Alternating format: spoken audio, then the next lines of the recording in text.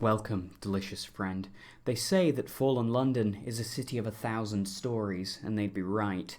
And I'm here to share those stories with you. So sit back, pour yourself a glass of Broken Giant 1844, and enjoy.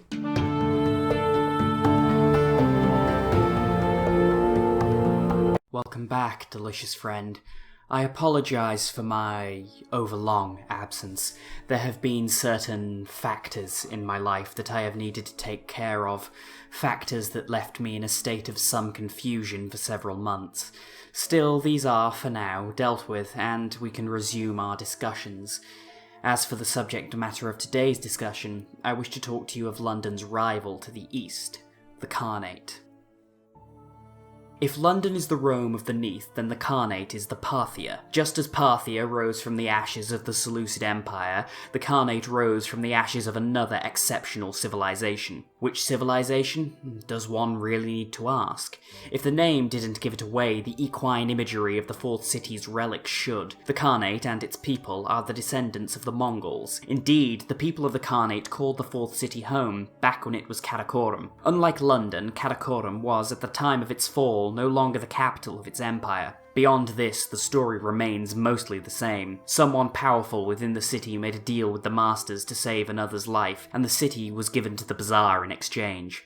There are several rumours as to who made the deal and whose life was saved, rumours I shall delve into shortly. For now, all you need to know is the city was dragged to where London now rests, and served as host of the bazaar for over 400 years, until London fell atop where it rested. Some would say that London's fall was the cause of Karakorum's destruction, but this is not so. Something happened within the Fourth City that offended the masters so uniquely that Karakorum was razed to the ground, leaving only the forgotten quarter behind. Many survivors of the Fourth City had left across the Zee long before this, and the final destruction of Karakorum led many more to join their countrymen across the Black Waters, where a new society had been founded. The Khanate itself. The Khanate proper is made up of two large cities, Khan's Heart, where most of the Khanate's populace dwell, and Khan's Glory, home of the Leopard, the ruler of the Khanate, and his court. Both cities are positively Venetian in their construction and design, making use of a vast system of canals and water taxis, and whilst it pains me to say it, there are some areas in which the Khanate cities surpass beloved London. Electric lights illuminate its streets and canals, surpassing our dim, dingy gas lamps. Though, don't tell Mr. Fires I said that.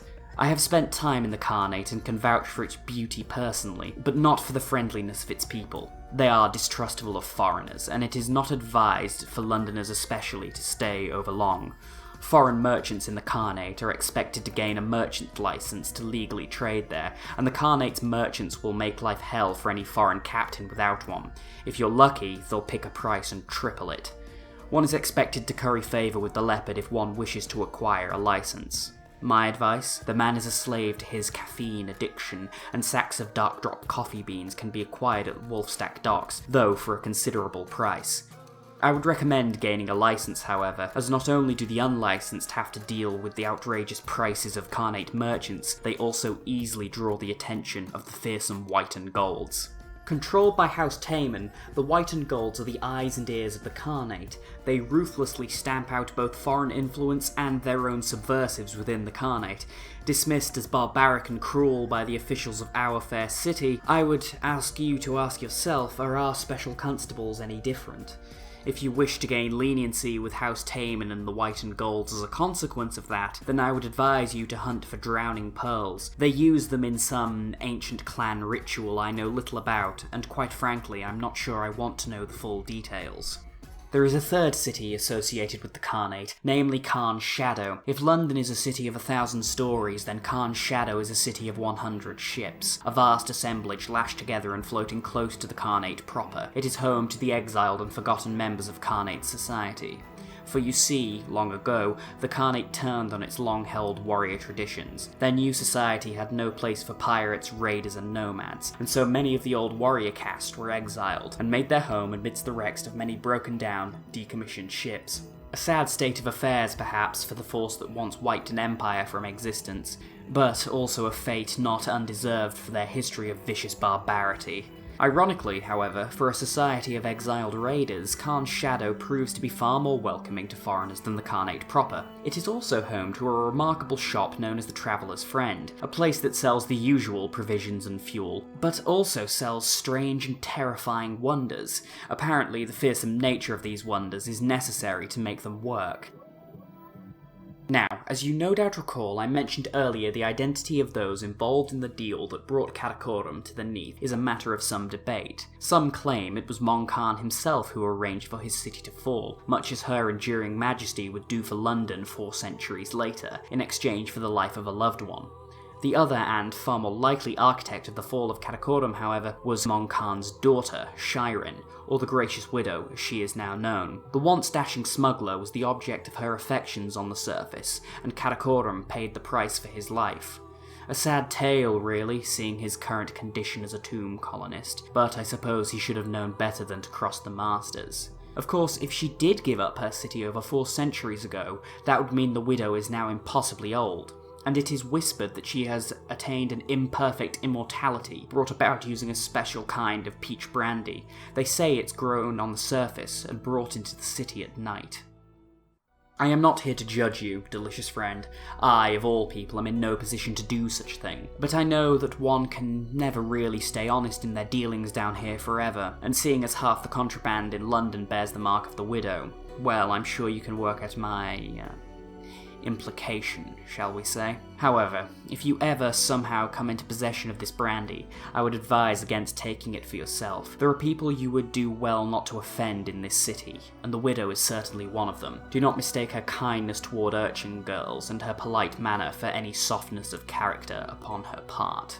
At some point, the widow likely had a positive relationship with the masters of the bazaar, but events directly preceding London's fall soured that relationship. Have you ever heard of Yesterday's King?